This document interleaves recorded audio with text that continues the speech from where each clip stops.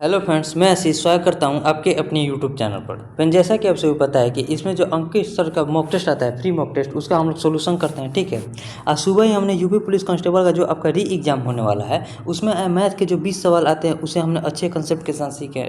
ठीक है, और देखिए यहाँ जो है, देखिए आप मैथ में हम कोशिश करते हैं कि आपको 20 से 25 मिनट के अंदर जो है पूरा समझाते हुए बना दें, और पूरा कोशिश हम करते हैं कि आपको अच्छे से समझ में भी आए सारे क्वेश्चन। ठीक है, तो वहाँ हमने सॉल्व करा दिया। अगर आपने वो वीडियो नहीं देखा है तो उसे भी जाकर जरूर देखिएगा।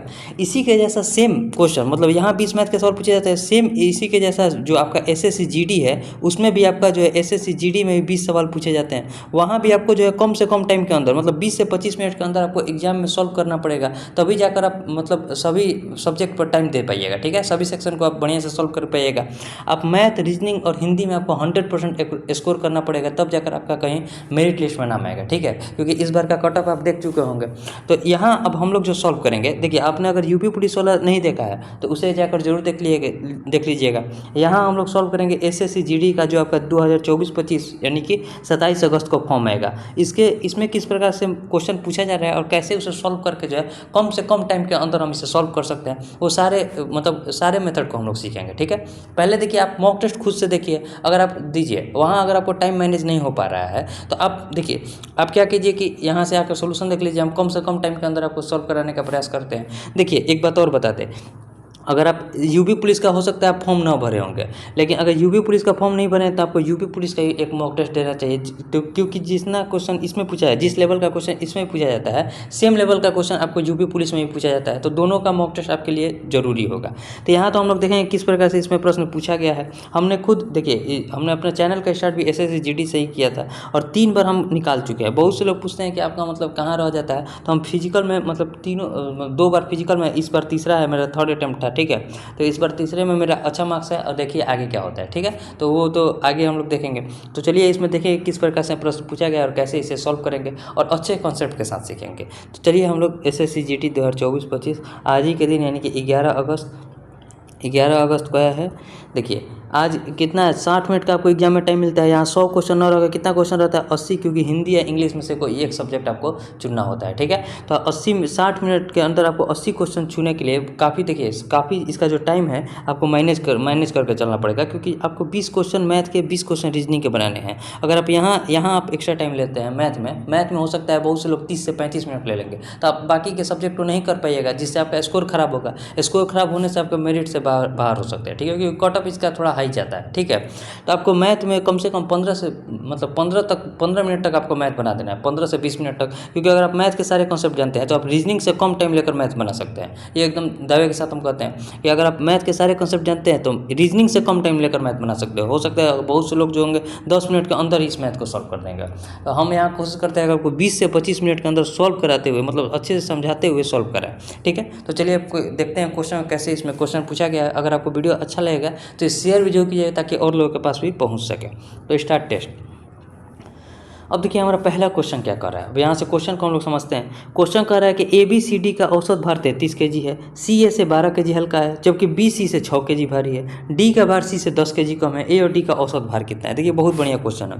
क्वेश्चन दिया है कि A है, B है, C है और D है। ठीक है, अब क्वेश्चन में कह रहा है कि C A से 12 kg हल्का है, यानी कि अगर C देखिए, अगर C x kg है तो A कितना होगा, x + 12 kg होगा कि नहीं होगा, क्योंकि ये 12 kg हल्का है C से A से। ठीक है, अब कह रहा है जबकि B C से 6 kg भारी है, C से 6 kg भारी है, यानी कि ये कितना होगा, x + 6। अब देखिए, अब क्वेश्चन में कह रहा है कि D का भार C से 10 kg कम है, यानी कि अगर ये x है तो ये कितना होगा, x - 10 होगा। ठीक है, अब सबको जोड़िए, सबको जोड़ेंगे तो औसत भार कितना है सबका, तो सबका औसत भार कहिएगा 33 kg है। और कितने लोग हैं, 4, तो ये टोटल योग आ गया निकल कर 1 2 3 4, 4 ठो x है, यानी कि 4x हो जाएगा। अब प्लस का कितना हो जाएगा, 12 6 18, 18 में से 10 गया, कितना बचा 8, बराबर किसके हो जाएगा, तो 33 चौके कितना होता है, 30 चौके 120, 12 132 होता है। ठीक है, तो यहाँ 4x बराबर कितना हो जाएगा, तो 132 में से जैसे ही हम 8 को घटाएंगे तो 124 निकल कर आ जाएगा। तो यहाँ से x का मान किसके बराबर हो जाएगा, तो 4 3 12, 4 1 4, यानी कि x बराबर 31 के बराबर हो गया। अब हमसे क्वेश्चन में क्या पूछ रहा है, A और D का औसत भार कितना होगा। तो A कितना है, x + 12 है, और D कितना है, x - 10 है। ठीक है, x + 12 और x + 10 जोड़ेंगे तो कितना हो जाएगा, तो x और x 2x। ठीक है, 2x हो जाएगा। अब 12 में से 10 गया कितना बचेगा 2, यानी कि प्लस का 2। अब बटे में हो जाएगा हमारा 2, ठीक है। तो औसत निकाल रहे हैं, ठीक है, ए और डी का हम लोग औसत निकाल रहे हैं। तो 2x 31 दूनी कितना होता है 62, 62 में 2 जोड़ेंगे तो हो जाएगा हमारे पास 64, 64 में जैसे हम 2 से भाग देंगे क्या निकल कर आ जाएगा 32। तो 32 जो हो जाएगा इस क्वेश्चन का राइट आंसर हो जाएगा, जो कि ऑप्शन नंबर किस में है तो डी में है। तो ऑप्शन डी जो हो जाएगा इस क्वेश्चन का राइट आंसर हो जाएगा। उम्मीद है आपको समझ में आया होगा, बहुत बढ़िया क्वेश्चन है और हम पूरा कोशिश किया है कि आपको समझ में आए, ठीक है। अब देखिए हम लोग नेक्स्ट क्वेश्चन को देखते हैं। क्वेश्चन नंबर सेकंड क्या कर रहा है। क्वेश्चन है कि यदि 6 संख्या का औसत इतना है, ठीक है, सॉरी 6 संख्या दिया गया है इतना है, संख्या 72 से विभाजित है। तो जब भी कोई संख्या 72 से विभाजित करता है तो उसे आप ध्यान में रखिएगा कि संख्या जो होगी 8 और 9 दोनों से विभाजित होगी। अब हमें दोनों के विभाज्यता का नियम जानना पड़ेगा। देखिए यहाँ 4x 5 7y यही 5 7 3y यही संख्या है। अब 72 से विभाजित करने के लिए 8 और 9 से विभाजित होना चाहिए। 8 से विभाज्यता का नियम कहता है कि अंतिम 3 अंक 8 से कटना चाहिए। तो 8 को अंतिम 3 अंक क्या लिखेंगे 7 3y, ठीक है। 8 9 कितना हो जाएगा 72 हो जाएगा। यहाँ बचा 1, y की जगह हम क्या रखेंगे कि 8 से कट जाए, तो कहेगा 6 रख दीजिए, 8 दूनी का 16 कट जाएगा, ठीक है। अब हम y का मान निकल कर आ गया हमारे पास 6। अब 9 से विभाज्यता का नियम कहता है कि अंकों का योग 9 से कटना चाहिए। तो यहाँ देखिए 6 और 3 9 कट गया, 5 और 4 9 कट गया। अब 7 बचा, 7 में क्या जोड़े कि हमारा जो है 9 से कट जाए, तो कहेगा x का मान अगर 2 रहता तो 9 कट जाता, 7 और 2 9 कट जाता, यानी कि x बराबर निकल कर आ गया 2 और y बराबर निकल कर आ गया 6। हमसे पूछ रहा है क्वेश्चन में x प्लस y का मान कितना हो जाएगा, 2 और 6 को जोड़ेंगे तो कितना हो जाएगा 8 जो कि हमारा राइट आंसर हो जाएगा, जो कि ऑप्शन नंबर बी में दिया हुआ है। तो ऑप्शन बी जो हो जाएगा इस क्वेश्चन का राइट आंसर हो जाएगा, ठीक है। अब देखिए नेक्स्ट क्वेश्चन करें किन्हीं दो संख्याओं के महत्तम समापवर्तक और लघुत्तम समापवर्तक 25 और 750 है। यदि दो संख्याओं में से एक 75 है तो दूसरी संख्या क्या होगा। सिंपल क्वेश्चन है कि महत्तम समापवर्तक कितना है 25, लघुत्तम समापवर्तक कितना है 750, एक संख्या कितना है 75, तो दूसरी संख्या भाग दीजिए, 75 दही 150, 25 दही 250, 250 हो जाएगा हमारा जो दूसरी संख्या निकल कर आ जाएगा, जो कि ऑप्शन नंबर ए में दिया है। तो ये सब 2 सेकंड का क्वेश्चन है, ठीक है। अब देखिए नेक्स्ट क्वेश्चन, यहाँ बोर्ड मास है। बोर्ड मास में आप एक बार टाइम मतलब देकर सही करने का प्रयास कीजिएगा। पहले देखिए बोर्ड मास का एक रियल होता है भी बोर्ड मास, ठीक है, भी बोर्ड मास देखिए भी मतलब होता है बार, यानी कि ये जो ऊपर वाला साइन है पहले इसका क्रिया होगा। 18 13 को जोड़ेंगे तो कितना हो जाएगा 31, 18 में से 31 को घटाएंगे तो कितना निकल कर आएगा माइनस का 13, माइनस माइनस प्लस हो जाएगा। तो 25 और 13 को जोड़ेंगे कितना हो जाएगा 25 13 38 होता है। 42 में से 38 गया क्या बचा 4। अब 225 में से 4 को जैसे ही हम घटाएंगे तो 221 जो हो जाएगा इस क्वेश्चन का राइट आंसर हो जाएगा। इसमें कुछ करना नहीं है, 221 को ध्यान रखिएगा, यानी कि ऑप्शन बी जो हो जाएगा इस क्वेश्चन का राइट आंसर हो जाएगा, ठीक है। उम्मीद है आपको समझ में आ गया होगा। अब देखिए नेक्स्ट क्वेश्चन जो है, क्वेश्चन करें संख्या 7 4 4 और 2 में से प्रत्येक कौन सी संख्या जोड़ी जाए कि परिणामी संख्या निरंतर अनुपात में हो। आप एक बार में इसके आंसर तक पहुंच सकते हैं। क्या है क्वेश्चन, 7 है 4 है 4 है 2 है। इसका बहुत नियम है, एक शॉर्ट मेथड आपको बताते हैं।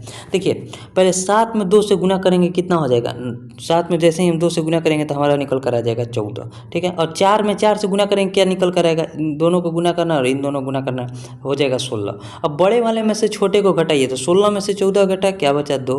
अब बटे में क्या करेंगे तो देखिए 7 और 2 से गुना किए हैं तो जोड़ देंगे तो 7 और 2 9 हो जाएगा, और 4 और 4 को जोड़ देंगे तो कितना हो जाएगा 8। यहाँ भी बड़ा में से छोटा को घटाना है तो 9 में से 8 को घटेगा तो क्या हो जाएगा 8, यानी कि अब 2 में से हम जैसे ही 1 से भाग देंगे तो हमारा राइट आंसर निकल कर आ जाएगा 2। यानी कि अगर इन प्रत्येक में हम 2 जोड़ेंगे, इन संख्या में अगर प्रत्येक में 2 जोड़ेंगे तो हमारा संख्या अनुपात में निकल कर आ जाएगा, यानी कि ऑप्शन ए जो हो जाएगा इस क्वेश्चन का राइट आंसर हो जाएगा, ठीक है। इसका बहुत नियम आता है, आप सिंपल ऐसे ही बना सकते हैं। क्या तो 7 + x बटे में 4 + x बराबर का जो हो जाएगा 4 + का x बटे में 2 + x। अब यहाँ से x का मान निकाल सकते हैं, फिर ऑप्शन रख के बारी बारी से चेक करके पुट कीजिएगा, जहाँ बराबर आ जाएगा वो भी राइट आंसर हो जाएगा। 2 रख कर चेक कीजिएगा तो आंसर इसका सेम आएगा, ठीक है। उम्मीद है आपको समझ में आ गया होगा। अब देखिए नेक्स्ट क्वेश्चन करें कि एक आदमी अपनी आय का 72% खर्च करता है। यदि उसकी आय 28% बढ़ जाती है और उसका व्यय 25% बढ़ जाता है तो उसकी बचत में प्रतिशत वृद्धि या कमी क्या होगी। देखिए मान लीजिए आय है इनकम, खर्च है एक्सपेंडिचर और सेविंग है एस, ठीक है, बचत। अब देखिए आय कर रहा अगर उसका 100 रुपया है तो उसमें से 72 रुपये उसने खर्च कर दिया तो बचाया कितना होगा 28 रुपया।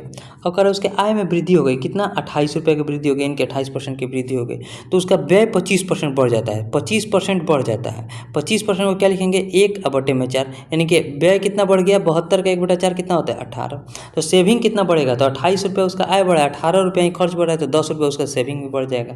हमसे बताना है कि परसेंटेज सेविंग में कितनी की वृद्धि हो गई है, तो 10 रुपये की वृद्धि हो गई है। टोटल पहले कितना था 28 और गुना 100, ठीक है। अब 4 से इसको कटाएंगे तो 7 हो जाएगा, 4 से इसको कटाएंगे तो 25 हो जाएगा। 25 यहाँ कितना होता है 250, 250 अब बटे में 7 हो जाएगा। अगर इसे हम भाग देंगे तो कितना हो जाएगा 7 3 21, 4 0 7 5 35, 35 दशमलव समथिंग निकल कर रहेगा। एक ही ऑप्शन है 35.7%, यानी कि ऑप्शन नंबर सी जो हो जाएगा इस क्वेश्चन का राइट आंसर हो जाएगा। इसमें कुछ करना नहीं था, आप सिंपल आय बराबर, अगर आप फॉर्मूला जानते हैं कि आय बराबर जो होता है व्यय प्लस बचत के बराबर होता है, तो उम्मीद है आपसे ये क्वेश्चन बन जाएगा, ठीक है। अब देखिए नेक्स्ट क्वेश्चन कह रहा है कि 27,000 की राशि को दो भागों में ए और बी में इस प्रकार विभाजित किया जाता है कि 15% वार्षिक दर पर ए और बी क्रमशः 2 वर्ष और 4 वर्ष प्राप्त साधारण ब्याज बराबर है, यानी कि दोनों जगह साधारण ब्याज बराबर है। अगर मान लीजिए 100 रुपये एक जगह भाग मिल रहा है, ठीक है, और यहाँ क्या रेट है 15% का ही, और यहाँ सिर्फ 2 साल के लिए बराबर यहाँ से जो ब्याज निकल कर आ रहा है सेम वाई रुपया अगर लगा रहे हैं 15% के हिसाब से 4 वर्ष के लिए तो ब्याज के बराबर आ रहा है, ठीक है। तो अब देखिए 15% से 15% को कटा दीजिए, 2 से इसको कटाएंगे तो कितना हो जाएगा, 2 से जैसे ही इसको कटाएंगे तो हमारा 2 हो जाएगा, ठीक है। यानी कि यहाँ से X/Y निकल कर आ गया हमारे पास 2/1, ठीक है। अब यहाँ से हमें राशि पता चल जाएगा, 2 और 1 3, 3 का मान किसके बराबर है तो 27,000 के बराबर है, 27,000 के बराबर है, यानी कि ये हो जाएगा 18,000, ठीक है, ये हो जाएगा 18,000 और ये हो जाएगा 9,000। अब देखिए दोनों जगह हमारा ब्याज बराबर है, तो कहीं एक ब्याज निकाल कर हम 2 से गुना कर देंगे। मान लीजिए यहाँ ही हम ब्याज निकालते हैं, तो यहाँ 18,000 रुपया हम निवेश कर रहे हैं, 18,000 रुपया, ठीक है, 15% के हिसाब से 15% के हिसाब से और गुना 2 वर्ष के लिए, तो ये हो जाएगा ब्याज प्राप्त, और गुना 2 सभी जगह टोटल ब्याज हमें निकालना है तो 2 से गुना, यहाँ भी ब्याज सेम प्राप्त होगा, ठीक है। यहाँ 2 0 से 2 0 कटा दीजिए, 18, ठीक है, 18 15 दूनी 30 हो जाएगा, तो 18 तिया कितना होता है 54, 54 दूनी कितना हो जाएगा 108। जब आप गुना कीजिएगा तो 10,800 रुपये उसका टोटल ब्याज के रूप में प्राप्त होगा। 10,800 किस ऑप्शन में, तो ऑप्शन नंबर डी में है, तो ऑप्शन डी जो हो जाएगा इस क्वेश्चन का राइट आंसर हो जाएगा। सिंपल क्वेश्चन है, आप इसे आसानी से बना सकते थे, ठीक है। अब देखिए next question number 8। Question number 8 में क्या कह रहा है, क्वेश्चन कह रहा है कि अलग अलग परिचालित होने पर किसी टंकी को भरने में पाइप ए को पाइप बी से 5 घंटे कम समय लगता है, ठीक है, बहुत बढ़िया क्वेश्चन है। जब दोनों पाइप एक साथ परिचालित होते हैं तो टंकी 6 घंटे में भर जाती है, ठीक है। यदि पाइप बी अकेले परिचालित है तो इस द्वारा टंकी को भरे जाने में लगने वाला समय क्या होगा। देखिए बहुत बढ़िया क्वेश्चन है, लेकिन आप इसे ऑप्शन से बनाएंगे तो आपके लिए ज़्यादा बढ़िया होगा, क्योंकि उधर जाकर आप द्विघात समीकरण के रूप में चला जाएगा, थोड़ा कैलकुलेशन बढ़ जाएगा, वैसे ही बन जाएगा। नहीं तो आप सिंपल हम आपको बताते हैं, देखिए एक ए है और एक बी है। मान लीजिए अगर ए x घंटा का समय लेता है तो ये इससे 5 घंटा कम समय लेता है, यानी कि ये जो होगा x माइनस का 5 घंटा लेगा, ठीक है। अब देखिए यहीं से हम ऑप्शन रख कर देख लेते हैं, सिंपल हम ऑप्शन रखेंगे, हमें अब ऑप्शन रख के आंसर को लाना है। अगर मान लीजिए बी, यहाँ ऑप्शन में तो बी का मान दिया होगा, यानी कि बी अगर 15 घंटे में टंकी को भर रहा है, यानी कि बी अगर 15 घंटे में भर रहा है तो यहाँ क्या लिखेंगे 15, तो ये कितना घंटा में भरेगा 10। 15 और 10 का एलसीएम क्या निकल कर आता है, तो कहिएगा 15 10 का एलसीएम होता है 30, यानी कि इनका एफिशिएंसी हो जाएगा 3 और 2 का। यानी कि अगर दोनों मिलकर साथ काम करेंगे, ए प्लस बी दोनों साथ काम करेंगे तो क्या करेंगे 30 कार्य को 5 के एफिशिएंसी करेंगे तो कितना घंटे का समय लेंगे, तो कहिएगा 6 घंटे का। तो ऑप्शन ए ही हमारा सेटिस्फाई कर गया, क्योंकि कह रहा था क्वेश्चन में कि जैसे ही टंकी जो है, देखिए जब दोनों पाइप एक साथ परिचालित होते हैं, यानी कि ए और बी जैसे ही साथ काम कर रहे हैं तो 6 घंटे में भर जाती है, तो ए और बी को जैसे ही काम साथ कर रहे हैं तो 6 घंटे में टंकी भर गई, यानी कि ये जो 6 है इसके बराबर आ गया, तो ऑप्शन हमारा सेटिस्फाई कर गया। तो यहाँ से जो राइट आंसर निकल कर आ गया हमारे पास 15 ही निकल कर आ गया, आगे अब चेक करने की जरूरत ही नहीं है। नहीं तो आप अगर इसे बनाते एक्स मानकर अगर आप पूरा सॉल्व करते इसे तो थोड़ा टाइम भी लगता है और आंसर सेम आता है 15 घंटा। तो जब हमारे पास 4 ऑप्शन मौजूद है तो हम टाइम को क्यों ना बचाएं, आप ऐसे जो है मात्र 10 सेकंड के अंदर इस क्वेश्चन का सोल्यूशन दे सकते थे, ठीक है। तो यहाँ से जो हमें ऑप्शन ए जो हो जाएगा इस क्वेश्चन का राइट आंसर हो जाएगा। अगर आप देखिए कॉमेंट कीजिएगा, आप कहिएगा तो इसका डिटेल हम सोल्यूशन भी बता देंगे, ठीक है। कुछ नहीं है डिटेल सोल्यूशन में, सेम यही काम हम उसमें भी करते हैं, ठीक है। अब देखिए नेक्स्ट क्वेश्चन क्या है, क्वेश्चन है कि रवि सुबह 8:20 बजे अपने घर से 8:20 पर अपने घर से स्कूल के लिए साइकिल से चलाना शुरू करता है, ठीक है। यदि वो अपनी साइकिल 10 किलोमीटर प्रति घंटे की चाल से चलाता है तो वह स्कूल के लिए निर्धारित समय से 8 मिनट की देरी पर पहुंचता है। यदि वह अपनी साइकिल 16 किलोमीटर प्रति घंटे की चाल से चलाता है तो वह स्कूल के लिए निर्धारित समय से 10 मिनट पहले स्कूल पहुंच जाता है। तो बोला जा रहा है कि स्कूल शुरू होने का निर्धारित समय क्या है। देखिए पहले समय निकालना पड़ेगा तो उसका एग्जैक्ट टाइम क्या लगेगा। मान लीजिए अगर वो 10 के स्पीड से जा रहा है तो टाइम अगर टी लगता था तो उससे 8 मिनट देरी के से पहुंचता है, ठीक है। अगर वो 16 के स्पीड से जा रहा है तो टी से 10 मिनट पहले पहुंच जा रहा है, ठीक है, 10 मिनट पहले पहुंच जा रहा है। यहाँ कटाएंगे तो 5 और यहाँ कटाएंगे तो हो जाएगा 8, 5t हो जाएगा, ठीक है। अब प्लस का 8 पंजे 40 हो जाएगा, बराबर किसको हो जाएगा तो 8t माइनस के 80 के बराबर हो जाएगा, ठीक है। 8t में से 5t गया, क्या बचा t, 3t, और 80 में 40 को जोड़ेंगे तो कितना हो जाएगा, 80 में 40 को जोड़ेंगे तो हो जाएगा 120, यानी कि t बराबर किसके हो जाएगा तो 40 मिनट के बराबर हो जाएगा, 40 मिनट के बराबर हो जाएगा, ठीक है। अब देखिए टी जो है हमारा निर्धारित समय आ गया 40 मिनट। पहले देखिए 8:20 में जब वो अपने घर से निकल रहा है तो निर्धारित समय कितना, 40 मिनट के बाद उसका स्कूल चालू हो जा रहा है, यानी कि 8:20 में अगर हम 8:20 में इस 40 मिनट को जोड़ेंगे, 40 मिनट को जोड़ेंगे कितना हो जाएगा, 9 बज जाएगा, यानी कि 9 बजे उसका स्कूल जो है स्टार्ट हो जाएगा। 9 किस ऑप्शन में है तो ऑप्शन नंबर डी में है, तो ऑप्शन डी जो हो जाएगा इस क्वेश्चन का राइट आंसर हो जाएगा, ठीक है। उम्मीद है आपको समझ में आ गया होगा। अब देखिए नेक्स्ट क्वेश्चन करें कि 42 सेंटीमीटर व्यास वाले ठोस शीशे के गोले से 3 सेंटीमीटर व्यास वाले ऐसे कुल कितनी शीशे की गोलियां बनाई जा सकती है। देखिए दोनों जगह गोला से गोला में बन रहा है तो सिंपल हम भाग देकर आंसर निकाल सकते थे, लेकिन आपको समझा देते हैं। देखिए बड़ा गोला है तो 4/3 पाई r1 का क्यूब r³ हो जाएगा, इंटू छोटा गोले बना रहे हैं इनकी एन संख्या निकालना है, वहाँ भी क्या हो जाएगा 4/3 पाई r³ हो जाएगा, r³ हो जाएगा, ठीक है। यहाँ 4/3 पाई से 4/3 पाई कट गया। अब यहाँ r³ कितना हो जाएगा तो 42/2 करेंगे, एक ही बात हो जाएगा, व्यास को व्यास से हम भाग दें या फिर त्रिज्या को त्रिज्या से भाग दें। आप सिंपल भाग दीजिए व्यास को व्यास से ही, 42 × 42 × 42, ठीक है, क्योंकि दोनों में 2 से भाग देंगे तो एक ही बात है। यहाँ अगर हम 2 से भाग दें तो यहाँ भी हमें 2 से भाग देना पड़ेगा, यहाँ अगर हम 8 से भाग देंगे तो यहाँ भी 8 से भाग देंगे, बराबर का साइन है तो इससे कोई मतलब नहीं है, ठीक है। अब बटे में क्या हो जाएगा तो इसका त्रिज्या कितना है 3 × 3 × 3, लेकिन ध्यान रखिएगा अगर यहाँ व्यास ले रहे हैं तो यहाँ भी व्यास लेना पड़ेगा, ठीक है। अब बराबर n के बराबर हो जाएगा, कटाएंगे तो ये कितना हो जाएगा 14 × 42, यानी कि 14 का क्यूब निकल कर आ जाएगा, 14 × 14 × 14। आपको अगर 14 का क्यूब याद है तो आप डायरेक्ट 27 × 44 आंसर लिख सकते हैं, या फिर आप गुना कीजिए, 27 × 44 हो जाएगा इस क्वेश्चन का राइट आंसर हो जाएगा, ठीक है। सिंपल क्वेश्चन है, आप इसे आसानी से बना सकते हैं। अब देखिए नेक्स्ट क्वेश्चन नंबर 11। क्वेश्चन करें कि 2 वस्तुओं में से प्रत्येक को 5104 रुपये के मूल्य पर बेचा जाता है, ठीक है। उनमें से एक वस्तु पर 16% का लाभ होता है और दूसरी वस्तु पर 12% की हानि होती है, तो विक्रेता को कुल मिलाकर कितना % का लाभ हुआ। देखिए यहाँ दोनों जगह उसका विक्रय मूल्य समान है, विक्रय मूल्य समान है, यानी कि CP और SP का रेशियो दिया हुआ है। एक जगह क्या कर रहे हैं 100 रुपये के सामान को 116 रुपये में बेचा जा रहा है और एक जगह 100 रुपये के सामान को 12% हानि पर यानी कि 88 पर बेचा जा रहा है। दोनों जगह 4 से कटाएंगे तो यहाँ हो जाएगा 25 और ठीक है, और यहाँ हो जाएगा 25, 4 दूनी का 8, 4 9 36 29 हो जाएगा। यहाँ हो जाएगा 25 और यहाँ हो जाएगा 22।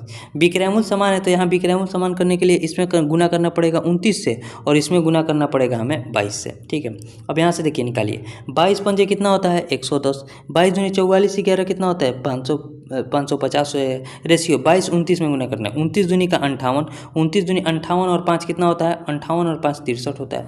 यहाँ भी क्या हो जाएगा तो देखिए 25 9 यहाँ 225, 25 दूनी 50 और 22 72 725 हो जाएगा और यहाँ जो हो जाएगा 638 हो जाएगा। अब देखिए सीखिए, यहाँ हो जाएगा 5 5 और 2 7 7 और 5 12 1275 रुपये क्रय मूल्य हो गया टोटल, और यहाँ जोड़ेंगे तो 8 8 16 3 3 6 1 7 और 6 6 12 1276। 1275 रुपये के सामान को 1276 में बेच रहे हैं तो प्रॉफिट हो रहा है। कितना का प्रॉफिट हो रहा है तो 1 रुपये का प्रॉफिट हो रहा है, किस पर तो 1275 पर, और गुना 100 हमें परसेंटेज निकालना है, ठीक है, परसेंटेज निकालना है। 25 से कटाएंगे तो 25 25 5 125, 25 से कम 25, 25 से इसको कटेंगे तो 4, 51/4 है तो 0 एक और 0 बैठाएंगे तो 400 हो जाएगा, और यहाँ 51 8 है लगभग। देखिए यहाँ ऑप्शन में अगर चारों ऑप्शन पर ध्यान दीजिएगा तो हमारा ऑप्शन ये छट गया, ऑप्शन ये छट गया, ऑप्शन ये छट गया, क्योंकि 0.0 आ रहा है तो और एक ही ऑप्शन बचा है ऑप्शन डी, तो ऑप्शन डी जो हो जाएगा यहाँ से जब आप इसे सॉल्व कीजिएगा तो लगभग में 0.08% के बराबर आएगा, जो कि ऑप्शन नंबर डी में है, ठीक है। उम्मीद है आपको समझ में आया होगा। तो आपको एग्जाम में जो है ऑप्शन को भी देखते रहना है, ऑप्शन को जितना आप देखते रहिएगा उतना आपके लिए बढ़िया होगा, ठीक है। अब देखिए next question number 12। Question number 12 में करें कि एक दुकानदार एक पर्स पर 25% की छूट देता है, यदि वह 37% की छूट देता है तो उसे लाभ के रूप में 120 रुपये कम प्राप्त होते हैं, तो पर्स का अंकित मूल्य क्या है। अब देखिए 25% न छूट देकर 37% अगर छूट देता है, यानी कि 12% अगर एक्स्ट्रा छूट देता है तो 120 रुपये उसे कम प्राप्त होते हैं। तो यहाँ से हमसे 100% का मान पूछा जा रहा है, अंकित मूल्य का मान, ये इसका कितना गुना है तो कहिएगा 10 गुना है, तो 100 में भी 10 से गुना करेंगे कितना हो जाएगा 1000 रुपया, यानी कि उसका अंकित मूल्य कितना है पर्स का, तो अंकित मूल्य 1000 रुपया, जो कि ऑप्शन नंबर सी में है। ठीक है, उम्मीद है आपको समझ में आ गया होगा। अब देखिए नेक्स्ट क्वेश्चन करें कि यदि ब्याज वार्षिक रूप से संयोजित किया जाता है तो 45,000 रुपये की राशि पर 10% की वार्षिक दर से 2 वर्ष का चक्रवृद्धि ब्याज क्या होगा। 45, देखिए इसको 4,50,000 ना मानकर सीधे आप 4500 मानिए, क्योंकि 10% आराम से निकल जाएगा। अब 10% निकालेंगे तो यहाँ भी 10% और यहाँ भी 10% हो जाएगा। 4500 का 10% कितना होता है 450, यहाँ भी हो जाएगा 450, और इसका 10% कितना हो जाएगा, क्योंकि ब्याज पर ब्याज लगता है CI में। ठीक है, तो इसका हो जाएगा 45।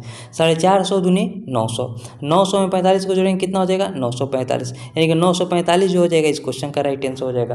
क्या यहाँ 945 है? नहीं, यहाँ है, यहाँ भी नहीं है, यहाँ भी नहीं है, एक ही ऑप्शन में 945। हम 2 जीरो यहाँ कम लिखे थे तो 945 पर 2 जीरो हो जाएगा, यानी कि ऑप्शन डी जो हो जाएगा इस क्वेश्चन का राइट आंसर हो जाएगा। सिंपल क्वेश्चन, आप इसे आसान से बना सकते हैं। ठीक है, अब देखिए नेक्स्ट क्वेश्चन करें कि ए अकेले किसी काम को 120 दिन में पूरा कर सकता है, जबकि ए और बी मिलकर इस काम को करते हुए 72 दिन में पूरा कर सकते हैं। तो अकेले काम करते हुए बी इस कार्य को कितना समय लगेगा। देखिए ए काम को कर रहा है 120 दिन में, और ए और बी मिलकर काम कर रहे हैं कितना दिन में, तो कहेगा 72 दिन में। अगर बी अकेले करेगा तो एक फार्मूला होता है क्या, तो ए इंटू ए प्लस बी, यानी कि 120 में हम 72 से गुना करते हैं, अब बटे बड़े वाले में से छोटे वाले को घटा देंगे, तो 10 में से 2 गया 8, और यहाँ 11 में 7 गया 4 बचेगा। 24 दूनी 48, 24 दिया 72 हो जाएगा।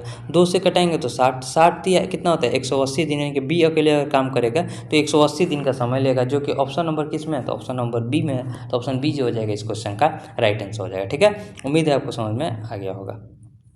अब देखिए नेक्स्ट क्वेश्चन करें कि 92 किलोमीटर पर आवर की एक समान चाल से चल रही 180 मीटर लंबी एक ट्रेन उसी दिशा में 74 किलोमीटर पर आवर की एक समान से चल रही दूसरी ट्रेन को 60 सेकंड में पार करती है। तो दूसरी ट्रेन की लंबाई बतानी है।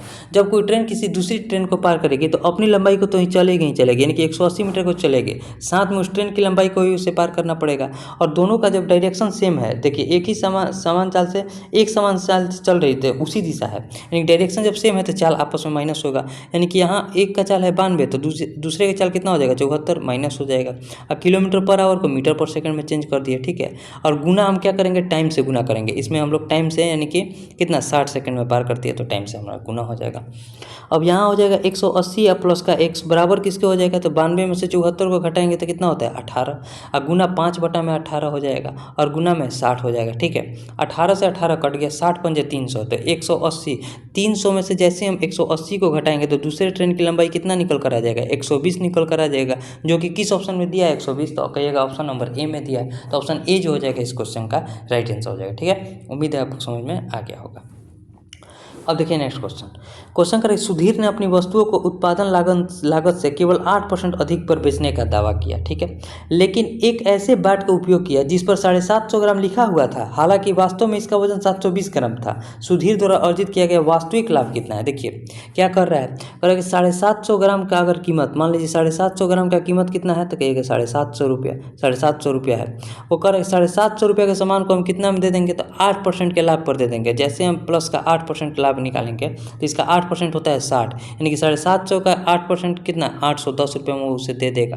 ठीक है, लेकिन वो क्या कर रहा है 750 ग्राम न देकर, 750 ग्राम न देकर वो कितना दे रहा है, तो कहेगा 720 ग्राम। तो 720 ग्राम, देखिए 750 ग्राम का कीमत 750 रुपये है, तो 720 ग्राम का कीमत कितना हो जाएगा 720 रुपये, लेकिन वो 720 रुपये के सामान को 810 रुपये में दे रहा है। ठीक है, तो क्या कर रहा है, तो कहेगा 90 रुपये का प्रॉफिट कमा रहा है। किस पर, तो इस यहीं उसके लिए क्रैमुल होगा 720 पर, और गुना 100% हमें बताना है, यहीं उसका वास्तविक लाभ हो जाएगा। 9 8 72, 8 में जैसे हम 100 से भाग देंगे 12.5%, 12.5% का जो है वो वास्तव में लाभ 8% न कमाकर 12.5% कमा रहा है, जो कि ऑप्शन नंबर सी में है। तो ऑप्शन सी जो हो जाएगा इस क्वेश्चन का राइट आंसर हो जाएगा। ठीक है, उम्मीद है आपको समझ में आ गया होगा।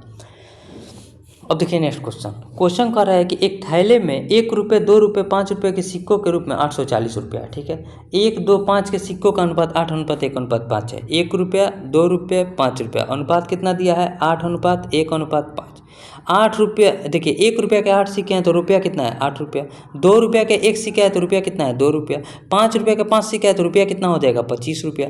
बराबर किसके है, तो 840 के बराबर है। ठीक है, 25 और 2 27, 27 और 8 35, 35 के मान किसके बराबर है, तो कहेगा 840 के बराबर है। तो हमसे 5 रुपये के सिक्कों के अनुपात यानी कि 5 का मान पूछा जा रहा है, ये इसका कितना गुना है, तो कहेगा भागा में 7 है, तो इसमें भी हम लोग भाग में 7 कर देंगे। 12 7 84 यानी कि 120 जो हो जाएगा 5 रुपये के सिक्कों की संख्या हो जाएगी 120। किस ऑप्शन में है, तो कहिएगा ऑप्शन नंबर डी में है, तो ऑप्शन डी जो हो जाएगा इस क्वेश्चन का राइट आंसर हो जाएगा। ठीक है, उम्मीद है आपको समझ में आ गया होगा। अब देखिए नेक्स्ट क्वेश्चन। क्वेश्चन करें कि एक्स वाई से 35% कम है, जेड जो है एक्स और वाई के योग से 40% अधिक है, तो एक्स के दोगुने से जेड कितना परसेंट अधिक है। देखिए बहुत बढ़िया क्वेश्चन है। एक्स और वाई का रेशियो दिया है क्या, एक्स वाई से 35% कम है, यानी कि अगर वाई 100 है तो ये कितना है 65 है। और जेड क्या करे, इन दोनों के योग से यानी कि 100 और 65 को जोड़ेंगे कितना हो जाएगा 165 से कितना अधिक है, तो 40% अधिक है, यानी कि 140% है। ठीक है, 140%, जीरो से जीरो कट गया, 5 से कटेंगे तो 2, और 5 से इसको कटेंगे तो 5 3 15, 5 3 15 हो जाएगा, 2 से इसको कटेंगे तो 7, यानी कि अब देखिए कह रहा है कि x का दोगुना यानी कि 65 का दोगुना कितना हो जाएगा 130, जेड से यानी कि 7 21 7 21 2 23 231। ठीक है, अब कह रहा है यहाँ ये हो जाएगा x और ये हो जाएगा जेड, क्वेश्चन के अनुसार इसका दोगुना ले लिए।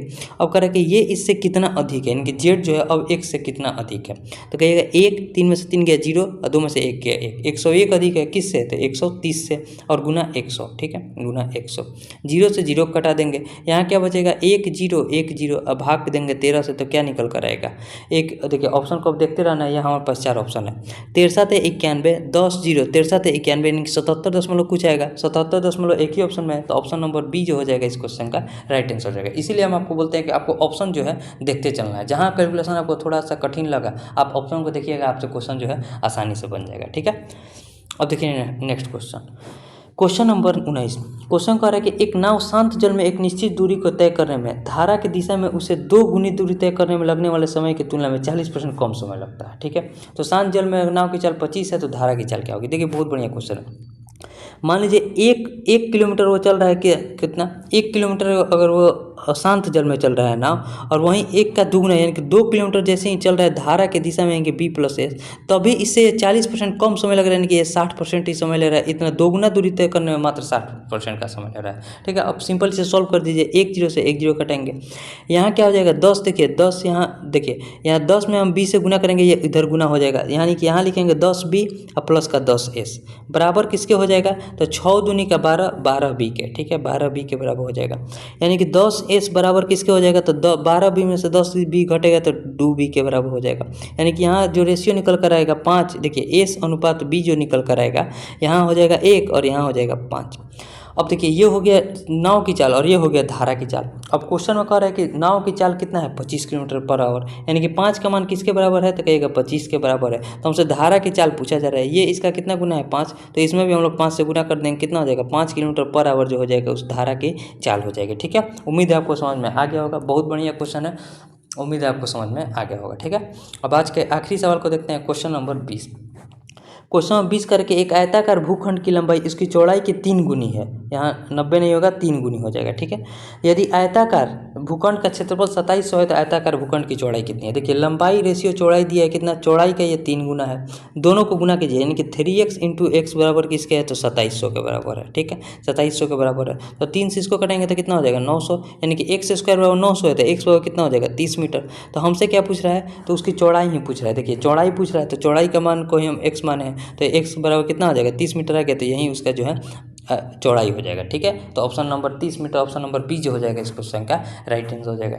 ठीक है, अब यहाँ हम टोटल क्वेश्चन आपको बना दिए 20 क्वेश्चन, अब इसे हम लोग सबमिट कर देते हैं। देखिए 35 हो रहा है, यानी कि हम लगभग कितना समय लिया आपका 25 मिनट के अंदर आपको सॉल्व करा दिए। ठीक है, और उम्मीद है आपको सारे क्वेश्चन समझ में भी आए होंगे। यहाँ 20 क्वेश्चन बना है, 20 का 20 करेक्ट है। अभी तक 11,368 ही लोग इस टेस्ट को दे रहे हैं। जैसे ही आपका 27 अगस्त को फॉर्म आएगा वहाँ से 1 लाख प्लस लोग जो है इस टेस्ट को भी देने लगेंगे। तो आप अभी से डेली एक मॉक टेस्ट, डेली थोड़ा हफ्ते में एक मॉक टेस्ट जरूर दीजिएगा, जिससे आपका जो है मतलब टाइम मैनेज होता रहे। ठीक है, यहाँ आपको कोई भी क्वेश्चन अगर प्रॉब्लम आया होगा तो उसे कमेंट कीजिएगा, हम बताने का प्रयास करेंगे। वैसे हम पूरा कोशिश करते हैं कि आपको कहीं भी जो है डाउट ना है। अब मिलेंगे नेक्स्ट वीडियो में, तब तक के लिए जय हिंद।